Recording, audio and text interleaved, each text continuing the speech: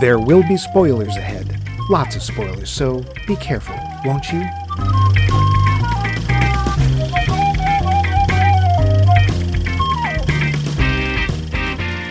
Welcome to more monochromatic goodness in this week's episode of Monochrome.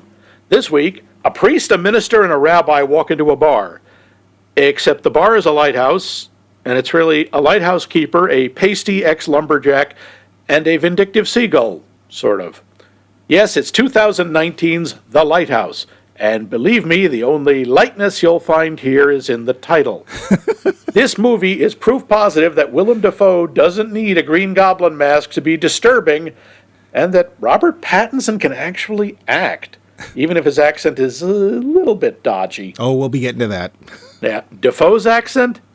Well, let's just say it wouldn't be out of place on Treasure Island trying to get Jim Ladd to give him the treasure map. Arr! You're skipping ahead. I be your nautical host, Redbeard Levine, scourge of at least 2 of the 7 seas, and o'er yonder by the mizzenmast be your host, that most pinafore of captains, Mike Poopdeck Loose. Give us an R, Poopdeck. This is a mizzen. That's... Oh, but you R. can't mizzen it. R. Yes. QR. Yeah. But before we get to that, we must go through the poll question. Poll question. Last week's poll question was, who is your favorite movie/cinematic/screen detective? Dave writes to us, no question, Marlowe. Humphrey Bogart in The Big Sleep. I also liked Elliot Gould in The Long Goodbye. That is good. A very different take on him. This is an odd one because I basically have no Japanese detectives to recommend, which is kind of what I was hoping for. He does say Akechi Kogura is the standout Japanese detectives, but the movies have not been great. Campy and aesthetically interesting, but not my favorites. Tyler Stewart writes, actually, Benoit LeBlanc in Knives Out really delighted me. His donut hole speech was, in hindsight, really impressive. Charles Forsyth says, Weasel, or is it Weasley? It's Weasel. Weasel. His wife's name is and Weasel. Sure. It's a different Weasel than my Weasel. Well, he's not my Weasel, but she's Weasel and he's the Wheeze. So, yeah. I forgot what I was talking about. No, so Weasel and I were discussing Detective Pikachu. Ah, see? You laughed at me when I brought up Detective Pikachu and over breakfast. And that's the only detective movie I can think of. No, wait, Daryl Zero. I don't know who that is. Huh. Adam Mark said Angela Lansbury as Miss Marple from The Mirror Cracked in 1980. Ah, the classics. He also, of course, mentions Hercule Poirot, Peter Ustinov's Murder on the Nile, the 1978, Don't Mess with the Greats. Dan Schaefer says Nick Charles, man knows how to mix a drink and swallow a drink many, many times. How dry I am. Kelly J. Cooper writes, there are so many, I don't think I could pick just one. I'm trying to think of the first one I remember, but the movies are tangled up in my head with books and cartoons, Scooby-Doo, and TV show detectives. Yep, Scooby was my favorite. Let's put this to rest right now. Scooby-Doo is not a detective. No, he isn't. No, that's Velma. She's the detective. Yeah. For nostalgia reasons, maybe Harry Lovecraft from Cast a Deadly Spell, 1991, or Albert Finney as Hercule Poirot in the 1974 version of Murder on the Orient Express. No, wait, Sherlock Holmes for the movie Young Sherlock Holmes, 86. No, I've got it. Eddie Valiant from Who Framed Roger Rabbit. All good choices. Sure. Val Coons, who our advanced detective work tells us is related to Mike. Just read the name. Philip Marlowe from the Maltese Falcon. Oops. To the Big Sleep, to Murder My Sweet, Nobody Beats Him. I think she may have had a big sleep. Yeah, it was Spade was in the Maltese Falcon, although it is Marlowe in the other two. Yes. And I'm equally happy with either Bogart or Dick Powell playing him. If you've never seen Murder My Sweet, do yourself a favor and give it a watch. Powell is the quintessential private eye in that film. Another one that's pretty out there, but mostly fun, is Steve Martin as Rigby Reardon in Dead Men Don't Wear Plaid. There's some over-the-top misogyny in it that's cringy, but otherwise it's a great parody. That one is a remarkable, if you consider this was done before Forrest Gump or Zelig, it's really something to watch. Matthew Reisman says, Basil Rathbone's Sherlock Holmes. I'm also quite fond of Benoit Blanc. We got another one for him. That being said, Ace Ventura and Eddie Valiant are honorable mentions. Really? Ace Ventura? Well, Okay. it's in the title. I guess we have to count him. Regan McStravick says, Aurelio Zen. Also Sam Deeds. I guess I like my detective characters understated. And obscure, apparently. Well, obscure to us anyway. Yeah. Brian Mundo brings in, of course, Inspector Gadget. Although, of course he did. I was going to say that's not a big screen one, but yes, it is. There have been Yes, two it is. Inspector Gadget movies, sort of. And one of them had Matthew Broderick in them. Yep. Yeah. From the frozen north, Vince, or Snowy, says, my favorite detective is always Sherlock Holmes. While I don't really think the Basil Rathbone films hold up, I loved them as a kid, and I think the Robert Downey films are fun and used aspects of the character. Like is it earlier Americanisms? versions ignored while keeping it entertaining. I love Orson Welles in Touch of Evil, a black and white classic, hint, hint. Even though he is basically a terrible detective that plants evidence against people he seems to feel are guilty because of their race. Ouch. Oh, so it's realistic. Good thing, Ooh. yeah, good thing that never happens anymore. Yeah. And Cheese Boy, a.k.a. Ned, brings up an interesting one that will lead into our next poll question. Dex Dog Detective from Food Fight is a classic. He is not. Please don't watch that movie, or do. It's your podcast. My actual vote would be for Hercule Poirot, with Albert Finney and Kenneth Branagh tied for my favorite movie portrayals. Interesting. He's the first to bring in Kenneth Branagh. Yeah. If you're willing to stretch your definition of a detective to include more action-oriented titles, Rick Deckard would be in the running as well. Come to think of it, Blade Runner is almost an honorary black and white movie. He's not wrong. It's certainly got some film noir characteristics. It's very film noir. I don't know that I would want it in black and white. Yeah. Seriously, though, if you want to make a series on movies for children that absolutely should not be watched by children you care about, I think Food Fight may top the list. What about you, Mike? Who's your favorite cinematic detective? Well, I was surprised that so many versions of Poirot popped up, except the one that has done it the most, as far as I know, which is David Suchet. And to be fair, I think there was one film version of Murder on the Orient Express because Hollywood hasn't finished making that. See our entire episode on Murder on the Orient Express. Of all the Poirots, he's my favorite. I don't know if he's my favorite cinematic detective. I actually really like Joan Hickson's Miss Marple, although she doesn't have a movie. The thing that's really funny about Miss Marple is if you watch it, is she's incredibly ineffective because she figures things out after like 3 or 4 people have been murdered. So it's like, oh yes, I knew it all along. Why didn't you help these people? Yeah, that's fair. Of course, if Angela Lansbury played her at one point, probably she was just carrying on the Miss Marple serial killer tradition. Yeah, well, of course she did that Murder She Caused. Oops, there's a spoiler. As far as detectives go for cinematic, I mean, I probably would go with, I guess Poirot. I'm not a big detective. I do like Benoit Blanc, but I haven't, and I just rewatched Knives Out, which I do like and do recommend. I don't feel we got enough of him in a way in that film, which of course is good because there's going to be another one.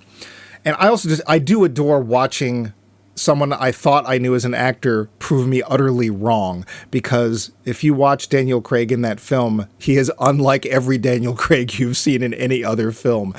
And his accent is really charming. And it's like, if he didn't melt underwear in that film, I don't know what film he melted underwear in. Yeah. How about you, Max? It was your question. No, it wasn't. It was mine. One of these days I will get that right. Yeah. There are a couple. I mean, honestly, Sherlock Holmes. I like so many of the portrayals. I mean, some of them I can't bring in because they were TV versions. Well, my favorite detective is always Columbo, but he's TV only. Yeah. But the other one I always like, and he's only in, I think, one movie, is Moses Wine, in a movie called The Big Fix. He was played by Richard Dreyfuss. Oh. He's like a former 60s radical. And he's just very much an everyday sort of schlub who falls into being a detective. And there's a wonderful running gag through the whole movie. One of his arms is in a cast from the elbow to the wrist. And whenever anyone asks what happened to his arm, he always tells them whatever he thinks will sort of be most appropriate to them. Like, these old radicals are, what happened to your arm? He said, oh, there was some cops hassling a black kid. That's not important. Or another point, oh, this woman was having some trouble with a couple of bikers. I don't want to talk. And at the end, it turns out he fell off his kid's skateboard. Yeah, who hasn't Sorry done for the that? spoiler, but I liked him. I do have a soft spot for Basil Rathbone and Nigel Bruce. Nigel Yeah. Bruce, talk about bumbling, and it's Poor bumbling guy. upsets Holmes no end. I have always felt so bad for the character of Dr. Watson, because he is not a bumbler in the stories, and he's not a bumbler in most of the movies or the TV shows. It was Nigel Bruce made everyone think he was a bumbler. Oh, so simple a child could figure it out. Not your child, Watson, which admittedly is one of the best lines. I do like Cumberbatch, Yeah. and I can't remember his name, the guy who played... Martin Freeman. Martin Freeman, yep. I really like the dynamic of that show. I know a lot of the Sherlock Holmes purists don't care for that, but I really liked that show. Yep. I did not need to see Mycroft nude, but that's all right. yeah, that was a bit much, but whatever. Yeah. Well, thank you again for your answers. We love Great your answers. We love them so much. We're going to ask for some more, aren't we, Max? Yep, we never get enough. More, we're still not satisfied. Thank you, Mr. Lehrer. Yep, and for the next poll question, I'm actually, this is totally my idea that I came up with no help at all from anyone named Ned. Now, we're actually, Ned's suggestion made me think of an interesting question that might even turn into possibly a series. What children's movie do you think should, under no circumstances, be shown to children you actually like? Or, by using this as a poll question, we have just dodged having to do it as a series. Yeah, you're basically here, figure out, give us some answers, what movie should we look at? If we did if you do, maybe we will do it as a series. Yeah. Who knows? Yep, could happen. That sounds like torture, but sure. On now to trivia. The facts. Budget, $11 million. Worldwide take, $18 million. Not really a surprise. No. Willem Dafoe and Robert Pattinson both stated that they barely spoke a word to each other on set and were too exhausted to hang out together after a day of shooting because filming was so physically demanding due to the miserable weather conditions. While Pattinson stayed at a normal hotel with the rest of the crew during the shoot, Dafoe lived in a little fisherman's cottage in solitude. Of course he did. On set, on the other hand, Pattinson would tend to eat and stay by himself during the film breaks, while Dafoe stayed with the crew. Both stated that they liked each other very well as soon as they had their first real conversation several months later. Okay. The scene where Dafoe's character gives this incredibly elaborate sea curse to Robert Pattinson's character because he doesn't like his cooked lobster was shot in one take. And according to the director, Robert Eggers, Dafoe doesn't blink for over 2 minutes. I have no trouble believing that. Yeah. He learned that from Haley Joel Osment. The dream sequence where Wake, Dafoe's character, stands naked, beaming light from his eyes into Winslow, Pattinson's character, is a reference to the painting Hypnosis by the German artist Sascha Schneider from 1904. Robert Pattinson's accent is based on a very specific area of Maine farming dialect. Is it? That's what he claimed. While Sure. Dafoe's is the jargon of Atlantic fishermen and sailors of the time. Eggers was very precise about the actors' accents and line delivery. He would, for example, give instructions like, say the sentence of your third line 75% faster. Yikes. Okay. 70. Okay, hang on. Let me set the dial on my mouth. Pattinson and Dafoe's facial hair was all real. However, Pattinson had to dye his mustache dark because he's naturally dark blonde. Dafoe's bad teeth were a prosthetic, which is a relief. The movie was shot on a little island in Nova Scotia, which we'll come back to. The cast and crew filmed under extreme weather conditions, freezing temperatures, cold Atlantic water, intense winds, snow, rain, and there's no protective flora on the terrain that could protect them at all from the winds. 3, count 'em, 3 nor'easters blew across Cape Fortune, which is technically where this was, during various stages of the production. A lot of the film is shot in real weather elements, so they didn't have to use rain or wind machines most of the time. And the director says the most crazy and dramatic stuff was shot for real. Wow. Unbelievable. They were actually, when Pattinson is supposed to go into the sea at night, they were really worried that he was going to get carried off by a riptide.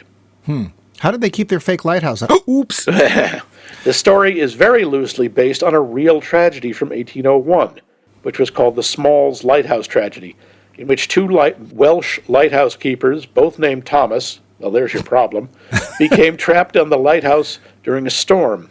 When one man died, it's said to have driven the other mad. Mad, I tell you. Other influences, of course, are Herman Melville, Robert Louis Stevenson, and oddly enough, according to the director, some of the supernatural stuff from H.P. Lovecraft, as well as Algernon Blackwood and Sarah Orne Jewett. Since the film is set in 1890, it was shot on 35mm black and white XX 5222 film, which I noticed is very different than the 52221 film. You did not. I, of course not. I don't know if there is such a thing. Well, all the while augmenting the Panavision Millennium camera with vintage, I don't know what these are, Baltar lenses. I assume these are the ones from Battlestar Galactica. I was going to say that's the only Baltar I know. Yeah. John Colicos. Yeah, which these lenses were from as early as 1918 to as late as 1938. This makes the aspect ratio about 1.19 to 1. Yeah. Which is practically square. Yeah, I wrote filmed in Instagram. To enhance the image and make it look like early photography, a custom cyan filter made by Schneider Filters emulated the look and feel of the orthochromatic film from the late 19th century. This filter blocks all the red wavelengths from hitting the film, so the reds appear black. Huh. Considering most pores and skin tones have red in them, the orthochromatic emulation allows the audience to see just about every imperfection and pore on the actors' faces. Nice. And boy, you get a lot of opportunity for that. Yeah. Robert Pattinson had an unusual approach to psych himself up before emotionally extreme scenes. The director said, quote, "Sometimes he'd beat himself in the face so bad, or when it was raining through the cottage roof, Rob was drinking the rainwater in between takes. Ugh. He also spun around in circles a lot. That was helpful for him. Or he'd stick his fingers down his throat to make himself gag and stuff like that. Particularly in the scene where they're both really drunk and Defoe is lying on Pattinson's chest, he was, quote, sticking his fingers down his throat before the take. Willem gave me a look as if to say, if Rob effing pukes on me..." You're going to be haunted for 3 Christmases by Willem Dafoe. There were versions of this script that were, in the words of the director, too clear. Egger's goal was to make the audience go mad and become confused like Winslow, so the final script turned out being even more confusing for the audience. That's mean. The word wiki, which predates Wikipedia, thank you, and the Hawaiian word, well, actually, no, the Hawaiian word predates this, but the meaning they use, it comes from the 19th century slang term for a lighthouse keeper based on wick trimming. Ah. Yes. That's not sexual sounding. No. Like your wick trimmed. We would like you to know no seagulls were harmed while filming the movie. The seagull scenes were filmed with a puppet, which was digitally replaced with real seagulls. The real birds were trained rescue seagulls named Lady, Tramp, and Johnny. They reshot the scenes with the real seagulls in front of a green screen in a studio in the UK because they couldn't fly the seagulls to Nova Scotia. The missing eye... Rescue seagulls? Yeah, rescue seagulls. I don't know why you would rescue one of those sea rats, but... Oh, I thought they were used in rescues. No. They have like little barrels of bourbon or something? I don't... What's that, lady? A hunter's fallen down a well, broken his leg, and needs insulin? The missing eye was done in post-production. Other seagulls seen flying around the distance were living in that area and were always around while shooting, which really annoyed the crew because the seagulls figured out pretty quickly that they were a source of food. In the original script, Thomas Wake had a glass eye, a peg leg, and 3 missing fingers. Oh, no. This was changed because Eggers felt the audience could misinterpret Wake as a pirate. And the effect also, that would have been a little too difficult under their tight budget. Well, never mind the fact that Willem Dafoe, being the actor he is, might have gone out and lost 3 fingers. Yeah, he might have actually chewed his own fingers off, put his own eye out. Yeah. Well, at least he wouldn't have put a finger down his throat. So. Yeah. The residents of Yarmouth, Nova Scotia, which is where the fake lighthouse was built, liked it so much that a bunch of them fought to keep and maintain the fake lighthouse when filming wrapped. But it was removed because of safety issue because the thing's made out of wood. It would have fallen over in a real storm. I'm amazed it didn't. Yeah. According to the director, the original script included a very juvenile shot of a lighthouse moving like an erect male member and I believe it was a particular male member. Oh, I don't have that one. It was meant to be Pattinson's. Oh, dear. A24 and New Regency only agreed to Eggers filming on 35 millimeter black and white negative if he removed all the scenes of full male frontal nudity. Yeah, to avoid the NC-17 rating. Apparently, as you know, full frontal female nudity, that's an R. Full frontal male nudity, that's an NC-17. Yeah. Because straight guys can't deal with looking at dick. There you go, I've said pretty much. Yeah. Except somehow in The Watchmen, that didn't get an NC-17. Yeah, well, that was a CGI. That was a CGI, Willie. The term is wang. Excuse me. Or for toads, if you wish. The departing wikis at the beginning of the movie were just 2 of the crew members. And according to Eggers, the 2 lead characters represent figures in Greek mythology. Wake represents Proteus, an old prophetic sea god who is called the Old Man of the Sea, and Winslow represents Prometheus, a titan and sort of trickster figure who defies the gods by bringing fire to men. The Pattinson's final fate makes that one pretty damn hit you over the head obvious, but we'll get to that. Yeah. There's a ton of other stuff. There was a lot going on behind the scenes in this, but I think that covers a lot of it. Yeah, do by all means tell us the story because dying to hear. I'm betting this one's going to be one of your shorter, what do you call it? You'd be surprised. Excuse me, I needed a bolt of rum. You don't have any rum, and if you did, you don't know that. To me, I know everything. Welcome to the gregarious, light-hearted world of lighthouse keeping. Our story takes place pretty much entirely on a tiny, unbelievably grim island with a lighthouse kept by Thomas Wake and his new, pale, surly assistant, Ephraim Winslow, a former lumberjack who is not okay, does not sleep all night, and work all day. Ephraim, if that really is his name, spoiler, it isn't, has to deal with his rather bizarre lighthouse superior who refuses to let him near the actual light in the house. He also must contend with back-breaking manual labor, weird visions of mermaids, and an angry one-eyed seagull. Trapped without relief by a terrible storm, the 2 men descend into a strange world of hidden guilt, hallucinations, alcohol-powered dancing and screaming, overfilled chamber pots, and finally into madness, although one of them descends a bit deeper than the other. How much of this is real? And how many masturbation scenes does one movie need? Let's find out! The film. Wow, so I actually had not heard of this film. How did you hear of it? It was mentioned during the Oscars in 2020. Because it was up for I didn't mention in the trivia. It was up for 1 Oscar for best cinematography. And it didn't win? No, it did not. Usually we start with acting, but let's go here. Yeah. The cinematography is astounding. Yeah, it's an amazing use of black and white, and the camera work is amazing.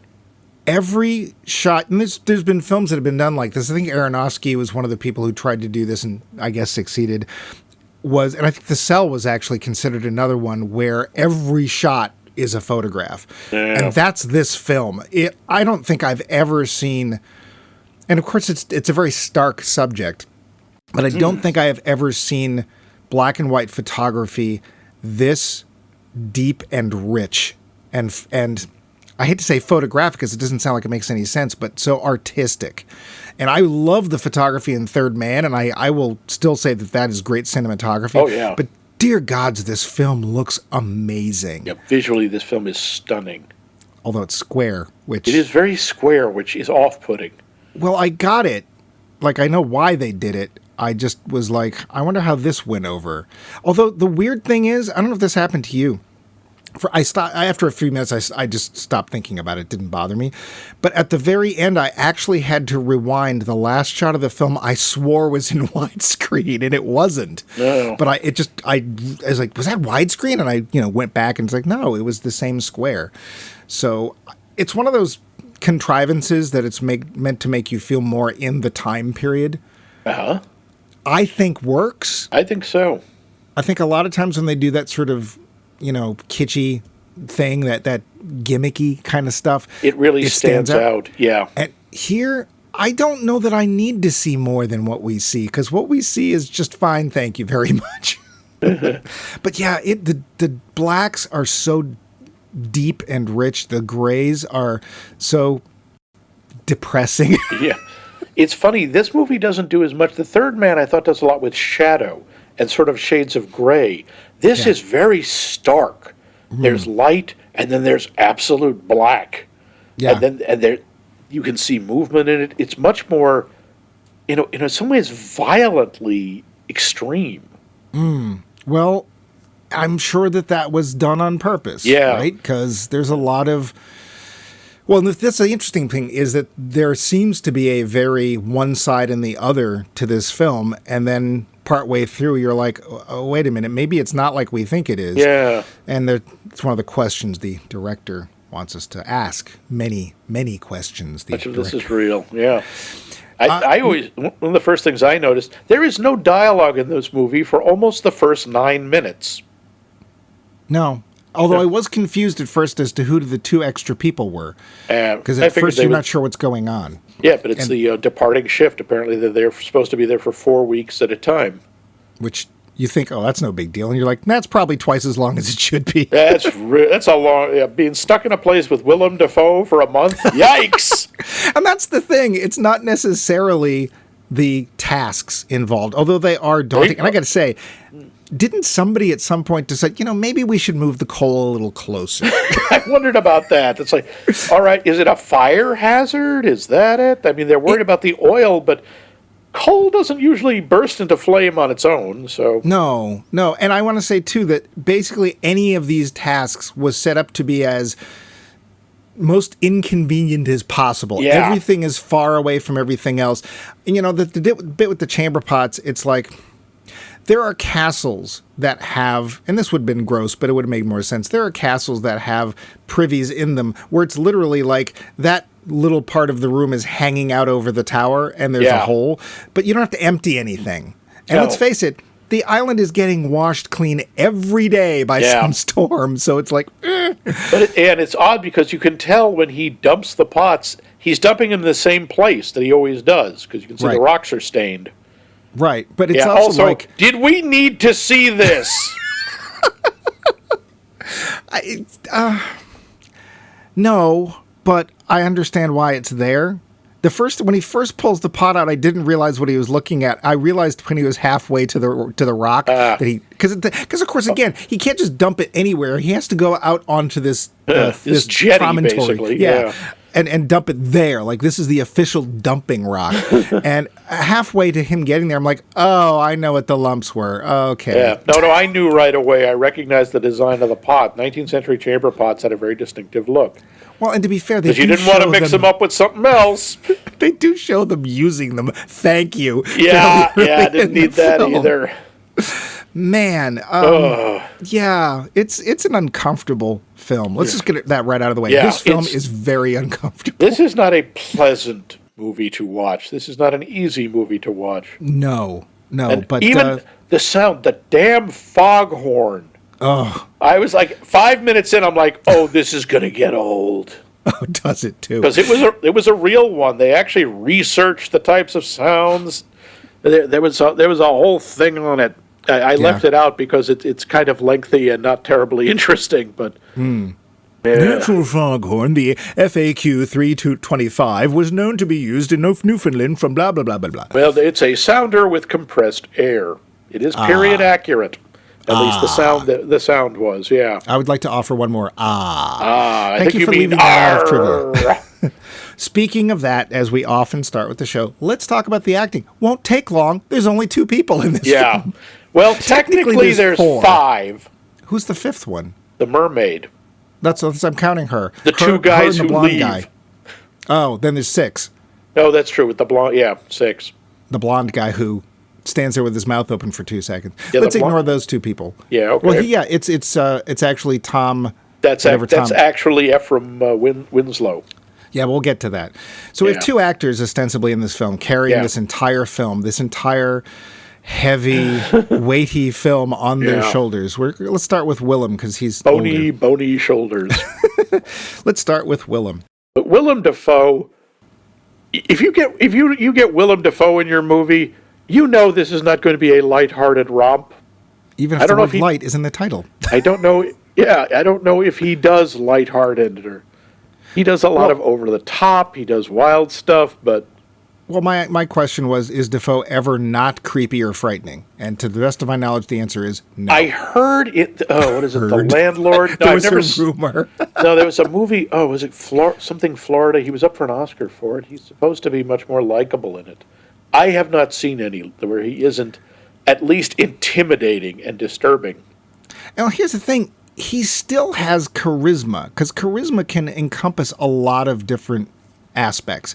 And Oh, I got to say, yeah. his character is very charismatic. You are watching him most of the time. I mean, to be fair, this is in character. It's not Yeah. that Pattinson isn't necessarily doing as good a job. It's that his character initially is more interesting. And that's interesting is that broad sense of the term. Oh, he's got some stories to tell, as well as, oh, he's got some stories to tell.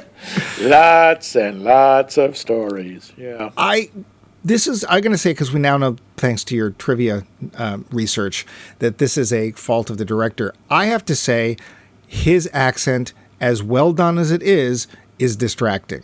It kind of is because he sounds like Long John Silver. I'm sorry. He does. Yeah. He just And does. whether or Maybe not- that's accurate. I don't know. But for a 21st century audience, you keep going, huh? Really? Is he really talking? Do people talk like that? He's a pirate. Let's Yes, face it, he's a arr. pirate. Yeah, and he's also a lot of his language is very melodramatic. I mean, that whole thing whenever he toasts, which he insists on doing every night, there should pale death with treble dread, just basically a sort of version of now I lay me down to sleep. If I should die Sweet before, wishes you can keep. I will count electric sheep. how I hate the night. Yeah. Or as George Carlin points out, yes, it's a poem. If I should die before I wake, I What's ain't the going to other sleep. Now I lay me down to bed. Darkness won't engulf my head. My head, I can see by infrared. Yeah.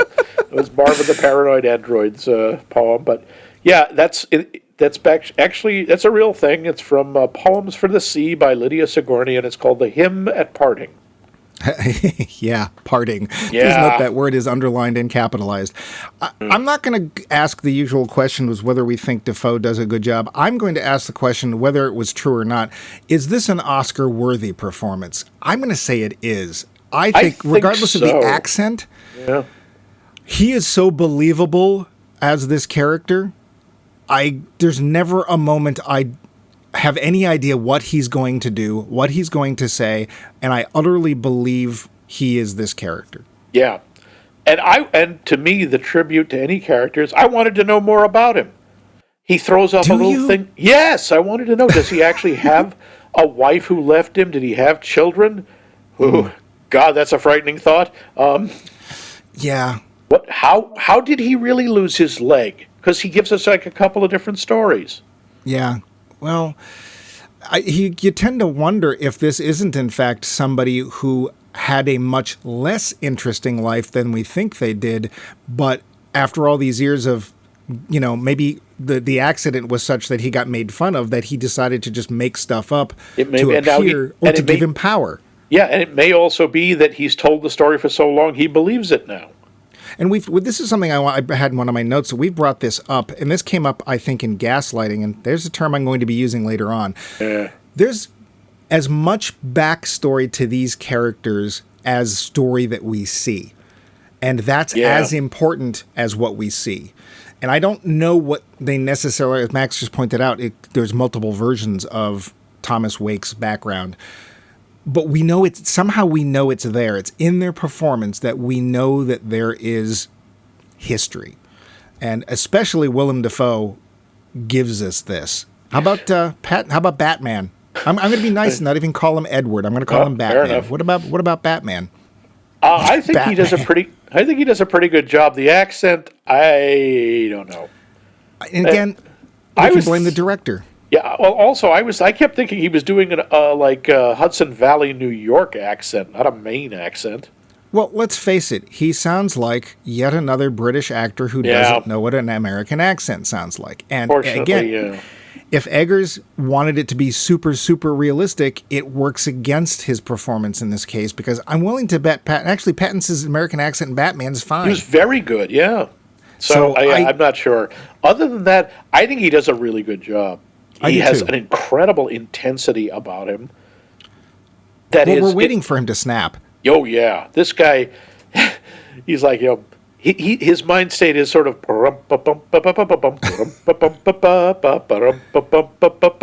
he's right there. Yeah. He's just about to pop go the weasel.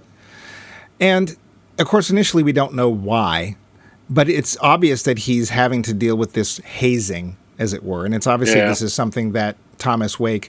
Let's just do Defoe and Pattinson because as it turns out the characters' names are the same and it's really obnoxious. They're both Thomas. Yeah, it turns out Ephraim Winslow, his real name is Thomas Howard. Because there's backstory. The father of Rance. But well, and especially here that backstory, we can tell something's not right with Winslow. Yeah. And he's here on purpose. Like he took this job not just because he's having trouble getting other work, but I think he actually is trying to serve penance. We just don't know why. Interesting. I thought that's it was my just feeling. I figured he was trying to get a job that was as isolated as possible, and you're not going to get more isolated than a lighthouse keeper. Probably. Well, unless you can find something where you're alone. Yeah. Which would have been better. But there's obviously backstory. His we actually get to see part of when he finally breaks down and admits that he was a lumberjack, a logger, and he, through inaction, allowed one of his coworkers to die. Yeah, the original Ephraim Winslow, apparently. And he took his name. Yeah, he took his name. He took her job. and he left and has been basically pretending that didn't happen ever since to various levels of success. Yeah, and clearly it's been slowly driving him crazy, the suppressed guilt. But he's one of those people who clearly, and I mean, Defoe calls him on this. Mm-hmm. He really thinks he deserves better than he's got. Not because he's worked at it or because of anything. It's just the world owes him, he feels. Right. And we don't know why, but again, that could be part of that backstory. Maybe he comes from a wealthier background. Maybe the lumberjack job, maybe it was a family business. Who knows? We don't know. Yeah. But the question's there, and at least I felt there was an answer. I'm not sure that even the director knows, or the screenwriter knows what it is, but the portrayals give you the idea that at least the actors have an answer in their own heads. My character acts this way because X. And that's a depth of performance we don't often see. I also like, there's some stuff in there about like classical literature and mythology, like when Pattinson is beginning his fight with the gull, and Defoe says, you can't hurt them. Don't ever kill a seagull. It's a terrible thing to do because they are the souls of sailors who died at sea, which is a real old sailor's legend that gulls and dolphins are the souls of drowned sailors. It also kind of harks back to the rhyme of the Ancient Mariner and the whole bad luck of killing the albatross. Well, here's the problem, though. The person that this one-eyed gull, and the one-eyed gull is a pest. Oh, my word, is this thing a pest? Yep. Doesn't represent a sailor, or at least somebody who didn't die at sea. Near the sea is not the same as Yeah. dying at sea. Yeah, because at one point Pattinson may or may not. This is one of the things we don't know if it's real. Yeah. He pulls up a lobster trap, and in it is the severed head, missing an eye, of what Pattinson believes to be Defoe's former Lighthouse assistant, who supposedly went mad. Yeah, except that it must have been a much earlier one because we see the previous one leaving. Yeah, well, no, those weren't his. That wasn't his assistant. The people we see leaving are the other lighthouse keeper and his assistant. We never see Defoe's assistant, or do we? And again, we're not sure if Pattinson, at this point, we learn to distrust what Pattinson is seeing, because I believe this happens after he finds out on the rocks a mermaid. Well, so that's why I have some talking questions. This is one of them. Yeah. Because there's the symbology in this film. All right, I'm going to say it. It's going to come up sooner or later. Tentacle hentai. There, I said it. I'm happy I said it. There is one scene, and there's more than one, of masturbation where there's suddenly tentacles. Yeah. And, of course, that's all I could think of was tentacle hentai. If you don't know what tentacle hentai is, do not look it up. Don't look it up, really. You'll be happy you didn't. Yeah. In the context of this film, because there's weird stuff going on both sides, is the mermaid meant to be real? And by real, I mean in the context of this film. No, I don't think there are mermaids. No, I don't think so. I think it's a hallucination. Then what does she represent? Frustrated desire. I mean, the symbology of mermaids is pretty complex. There's a lot to it. It's usually, honestly, there's a certain amount of misogyny about the image of the mermaid, because the whole idea with the mermaid is she is a lie. From the waist up, she's a beautiful woman, but the waist down, the part you really sort of want to get into, is a fish. Subtle.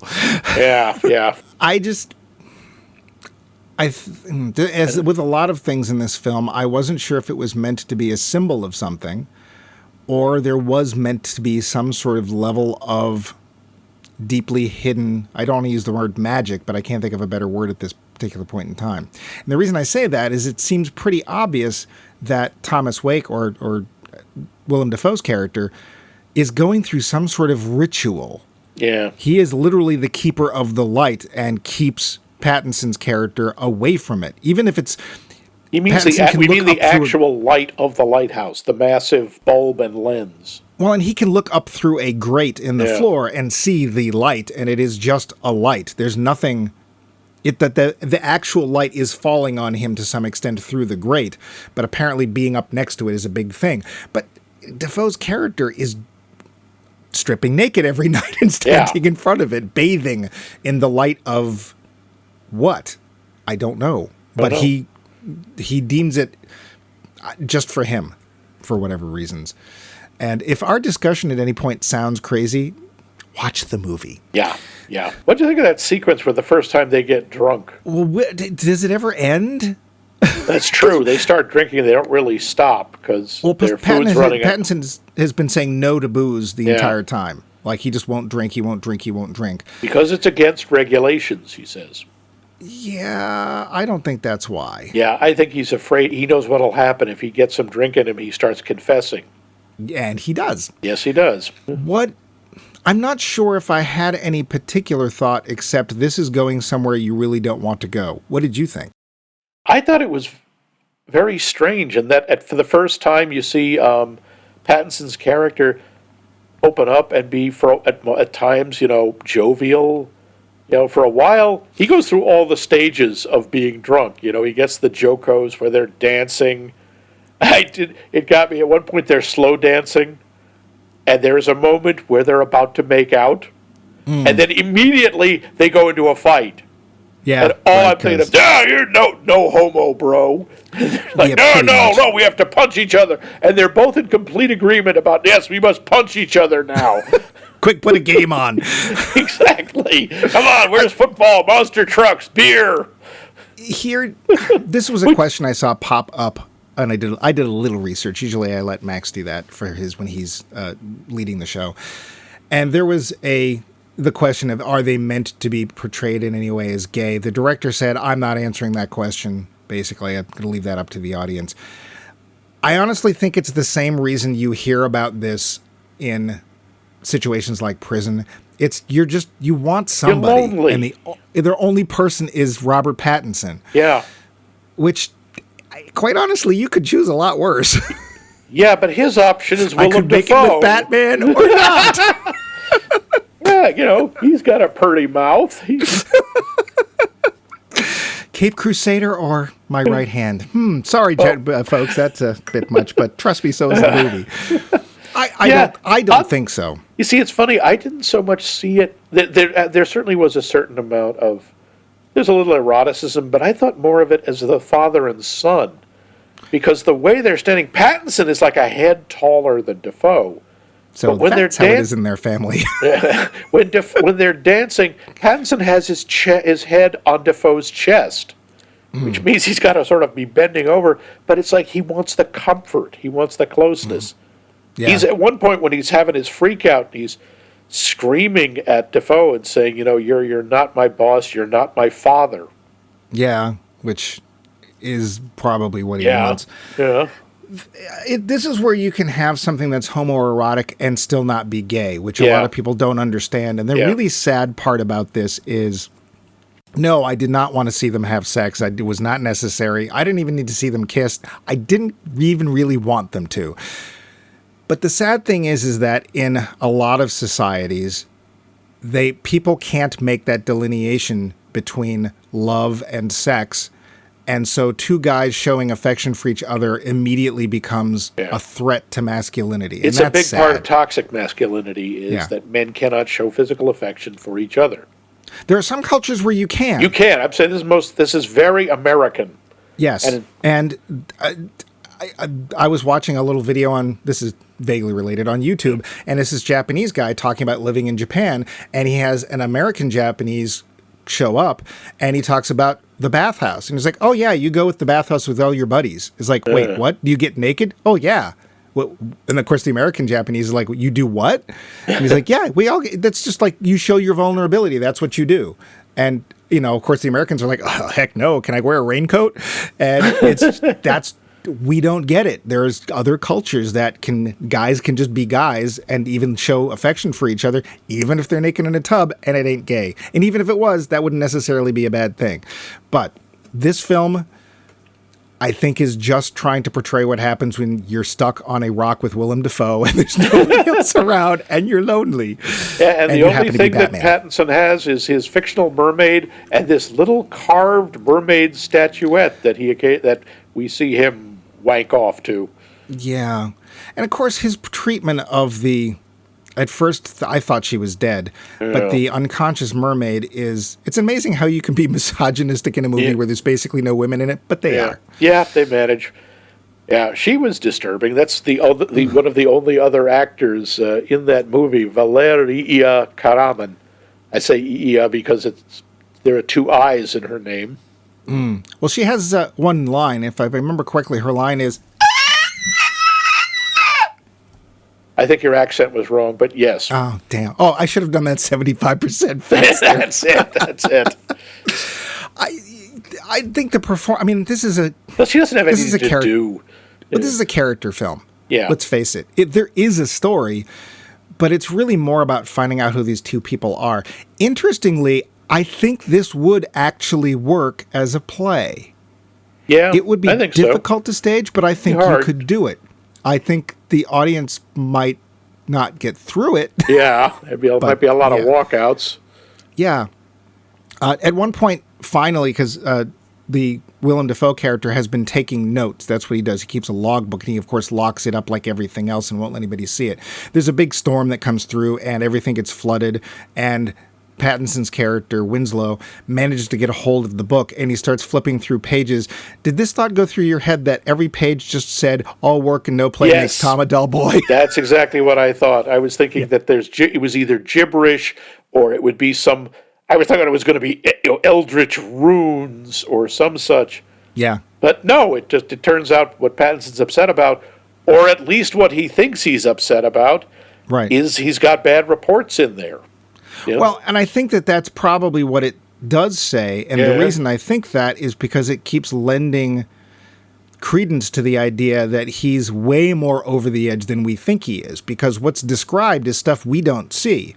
He's like, oh, he drank through his and slept through his shift again. He was late. And of course, every time we see him, he's on time and doing all these chores that are horrendously difficult for no particular reason. And he's being, laid into by Dafoe's character, being the pit boss or the father figure or whatever, and he's just going along. Yeah. So what's written doesn't match with what we see. But again, as we'll see also in this, we don't know who's madder. Yeah, and Defoe doesn't deny any of what's written in there. He doesn't say, what are you talking about? That's not what it says. He's like, yeah, that's right. You're doing a terrible job. But he also says things. There's one point where Pattinson is trying to get off the... He's like, they missed their date. There's supposed to be a day when the guys show up that they will relieve him and the weather bring is more too food. Bad. No one can get in. The tiny ship was tossed. Yep. And if not for the courage of the furious crew, the minnow they would have been lost. Yes. But he goes and takes the dory. They have one dory. It does not speak whale.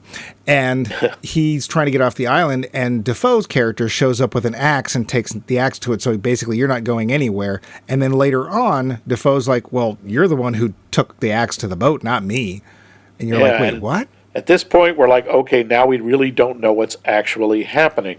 No. Of course, there's also the physical aspect, because at this point, they've gone through all their rations of actual alcohol, and they're drinking what I believe is fuel oil cut with honey. It was turpentine. It's turpentine. Which makes it that much better. Yuck. Goodbye, eyesight. Yeah. Speaking of that whole, we don't know what's going on, I have a couple talking points we got to get to because I just noticed the clock. Do you think Tom, meaning Tom Wake, Defoe's character, is gaslighting Winslow? I don't think so. I think he may be wrong about stuff. He may also be delusional or hallucinating. I don't think he's doing it on purpose. Okay. Do you? I don't know. I can't tell if it's a control tactic or not, because we see him from the beginning basically hazing Pattinson's character, Winslow. Very much trying to establish dominance. Very much so. So I don't know. And also I wonder if there isn't some sort of clause where if we don't pay him, you get his pay too or something. I don't know. I don't know. Huh. So it's not the work itself, which is demanding and stupid. What finally drives Winslow mad, do you think? Apart from the fact that he's drinking turpentine, I think it's a suppressed guilt. I think the fact that he, in effect, killed a man, ran off, took his name, and that in itself is kind of self-flagellating. I'm going to use the name of the guy whose death I am responsible for through inaction. Mm-hmm. So every day I'll be reminded of him. I think, I think he's torturing himself. I think he hates himself and feels terribly guilty. And maybe you're right. Maybe he saw this job as a kind of penance, and maybe that's why he thinks, at least, he's doing all this awful, back-breaking work. Yeah. There's one moment near the end of the film, Pattinson breaks the fourth wall. Does it work? It kind of does, because that sort of emphasizes the madness as he's looking outside of the world. And it's just for a second, he just looks right at the camera. Yeah. I'm not sure I think it does. I wasn't sure why it was there, and it did make me stop and take notice. And I couldn't figure out why he was looking. I would rather he was literally an inch off center. Like, didn't have to be much. But whenever you break the fourth wall, when you acknowledge the audience in some way, to me, unless you're doing it on purpose, usually in a comedic way, it doesn't tend to work. And I don't think that particular shot adds anything to the film. That's my own. So Max says yes, I say no. Fair enough. And then the last question, which is, we're using for this entire series, monochrome. Would this movie be better in color? Or would it even work in color? I don't think it would work in color. I think, especially given that it's a 2019 film and the audience knows this, and they're contemporary actors, seeing it in black and white makes it more otherworldly. It makes it more stark, and it makes it much more sort of internally contained. I'm not exactly sure if I can explain that makes part. sense. But I think that makes sense, especially with the square aspect ratio, which when it starts is off-putting. You keep waiting for the curtains to go wider, and they never do. But you get used to it within the first 5-10 minutes. I would say that the only way you might make this work in color is if you used color that looked like the way they used to tint old black and white photographs. So it's literally a very, very thin... washed out almost. Washed out, very, very... That's the only way you could make it work in color. I'm not saying it would be better. The photography, again, is so gorgeous in this. The fact that it didn't win for cinematography is, I think, a crime. Because... of the standout things in this film, and there's a lot of standout things in this film, there's also a lot of things that don't stand out. Accents. I have to say that I think the photography is stunning. And the fact that when you told me about the infrared thing, man, that they thought of that just says to me that there was a lot of incredible attention to detail. But we are getting to that point, unless you have one more point you have to get to. Yeah, I did want to talk about that whole idea of the Greek imagery, the Greek mythology stuff. The hammer, if you will. Yes. Not very subtle. This movie is not terribly subtle, although it is confusing. But it's some of it is. I am wrong. I'm going to take that back. Some of it is very subtle because it's fairly subtle as to what's actually happening and what isn't. Yeah. But the final fates of both of them, where basically Defoe snaps and is screaming that the light is his and he's not going to let other Tom see it. Batman. And then Batman literally makes him his bitch because he can't stand being called dog, and Defoe has started calling him dog, and he puts him on a damn leash and tries to bury him alive. Pattinson puts Willem Dafoe on a leash. Yes, sorry. Yes, I should have been more clear. And ultimately, he kills Dafoe, and he ends up seeing the light. We don't know what he sees. He goes first off, I am not convinced that anyone can safely look directly into a lighthouse lamp. Well, those things are... Well, they kind of suggest that because it looks right after he does that like he's burned his own eyes out. That's what I think would happen, because those things are enormously high candle power. They have to be. They're supposed to be seen for like 20 miles. Well, they have the Fresnel lenses to help that out, but, I suppose we could say that he is finally facing the truth. He's facing himself. It's kind of a mirror, right? That he's confronted with all the things he's done and the kind of person he is. He can't take it. And then Tom Stewart kills. Oh, no, wait. Wrong movie. He does fall. Well, it's very similar. I want to say the parallels between this and Tormented, they're huge. Don't watch Tormented. No. I would say that's my interpretation, that he's facing the truth of his life, what it's going to be, what it's been. He can't face it. He literally falls backward and onto the rocks. The weird thing about the Prometheus bit is that I don't see him bringing light to anybody. That's the thing. Prometheus, his whole name was forethought. He could see the future. Maybe that's it. He sees his future and it's black. He can't deal with it. He was taking fire from the gods to give it to humans. He's not trying to give this to anybody. Yeah. And please, when we say Prometheus, we do not mean the movie of the same name. No, we do not. No, we're talking about Prometheus Chained, which is one of the final images of the movie is Pattinson lying naked on the rocks while seagulls are pecking open his internal organs. I assume at least one is eating his liver, and he's still alive. It's a horrible image. And even the position he's in recalls some of the statues or the paintings of Prometheus being tormented. And I swear, one of the seagulls, you had to listen closely for this. I had headphones on so I could hear this. But when this is happening, one of the seagulls in the background goes, ha ha! It does not! It does. It totally does. But we are out of time, so we have to get to that point where we're not out of time. Yeah. In other words, the wrap-up. The finish. So, Max. Yeah.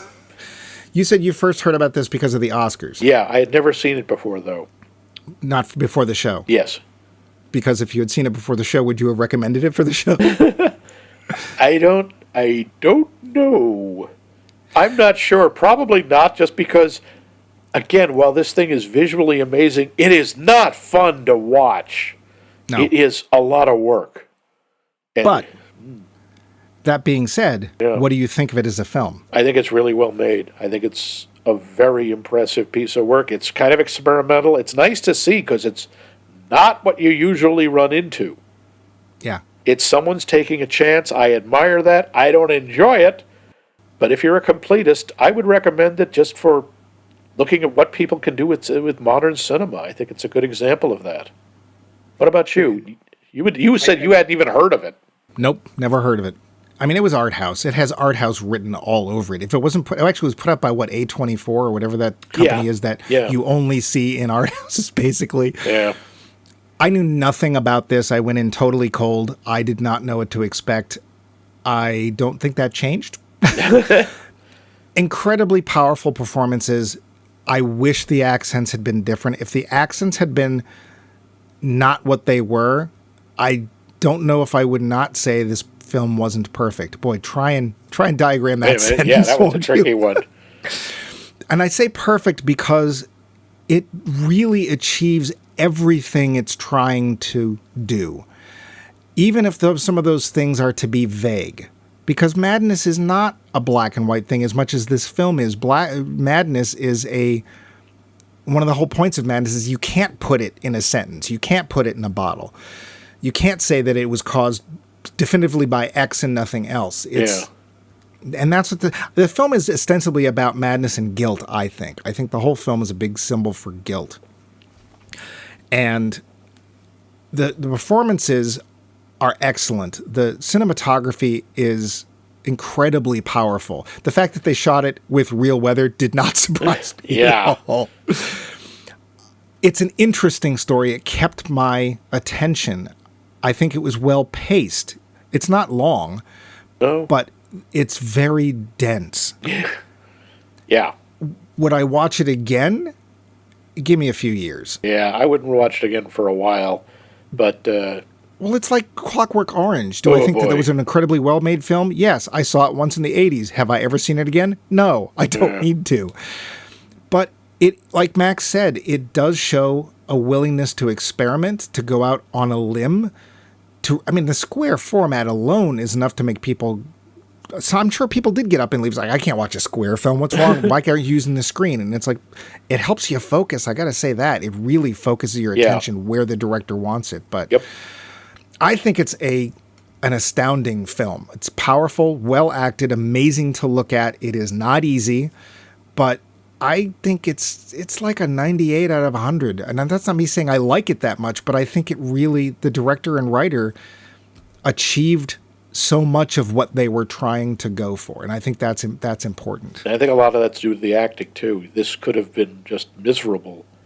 And just two people. Painful to watch. You have to have two really good people. Yeah. And it's like you can't, there's no moment where you can just sort of slide and, I'll let him take this scene. Yeah. No, you can't do that because there's nobody else. Yeah.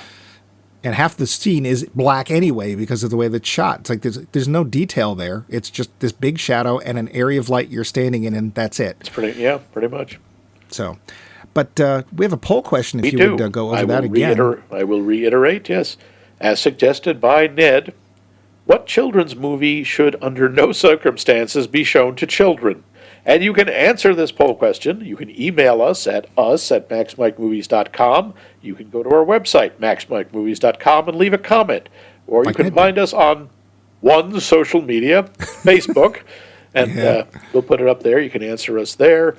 And, of course, you can listen to us on the podcast app of your choice, and the podcast apps we don't even know carry us. And hey, if you want us to go onto one of those, what is it, mammoth, mastodon, the woolly mammoth, pterodactyl, I don't know. Let us know. Is there some? What is what is your Twitter replacement? Do you have one? Where do you hang out? Yeah. We'll hang out there too, and annoy you from yet another aspect and another angle. Where do the kids hang out these days? Down at the malt shop? Yeah, they're having a sock hop. Having a phosphate. But we are still in the midst of monochrome madness, so we are. What are we going to watch next week, Mike?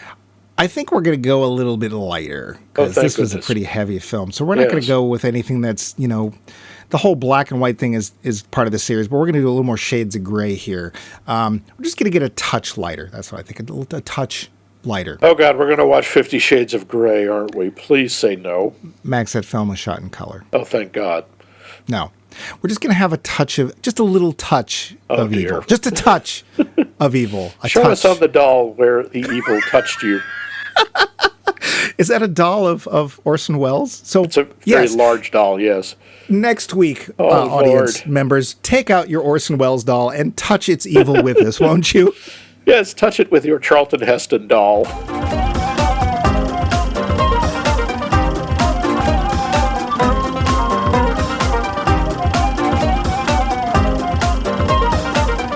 This has been a co-production of The Voice of Max and The Movie Wrench.